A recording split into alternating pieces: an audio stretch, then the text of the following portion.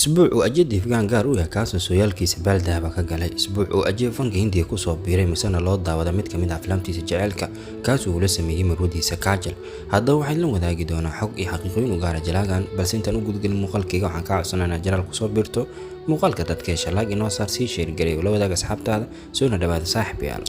Ajay Devgan waa mid kamid ah xidigaha ugu miisaanka culus fanka Hindiya 30 sano ka hor 22 November sanadii 1990 waa maalin kamid ah maalmaha sooyaalkiisa baalka dahabka ka galay maadaama loo daawado filimkiisa ugu horeeyay Vaul Aur Kanti isagoo 22 jir ah Ajay filimkiisa ugu horeeyay Vaul Aur Kanti natiijo aan waxaa noqday filim guul weyn gaaray isagoo u gogol xaaray inuu wax la qaybsado jilaayaalka mug iyo miisaan weynba haddii aan eegna Ajay Devgan iyo taariikh nololeedkiisa oo kooban waxa uu dhashay 2 Abriil sanadii 1969 da ahaan waa 55 jir waxaana ku dhashay caasimada dalka India New Delhi Ajay Devgan actor kaliya ma aha sidoo kale waa director iyo sidoo kale producer Ajay Devgan abiyi waxa lagu magacaabay Viru Devgan waana ninka ka caawiyay dhanka actionka marka la eego aflaamtiisa ugu fiicnaa sagaashameeyadii uu sameeyay markaan eegna Ajay Devgan noloshiisa khaaskan wuxuu xiriir jecel la soo wadaagay atirishada ay kamid yihiin Rafina Tandon iyo sidoo kale atirishada caanka ah Karishma Kapoor laakiin waxa xusid mudan in sanadii 1995 ay isbarteen atirishada caanka ah Kajal intii ku guda jireen duusta filimka caanka ah Huljul kaasoo uu u noqday labadan jilaa inay xiriir sameeyaan labadan jilaa intii xiriir wadaag ahayn waxay sameeyeen aflaam caan ah kuwaas oo lagu xusi karo Biharati Honahi taay sidoo kale filimka caanka ah Ishqi kaasoo isbuucan ku beegan waqtigii tiyaatarada Hindiya la saaray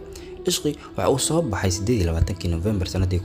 1997 isagoo maalintii shalay ee Ajay Devgan bartiisa Instagram ka soo dhigay sawir asiga iyo atirishada caanka ah Kajal taas oo ku xusayo xiriirkoodii jacayl iyo sidoo kale sameyntii filimkoodii Ishqi Ajay Devgan waa mid kamid ah aktarada farakutiriska ee taageerada badan ku dhaxlay Soomaalida aktarkan wuxuu ku soo muuqday aflaam caan ah Soomaaliduna qaar aad u xiiseeyaan daawashadooda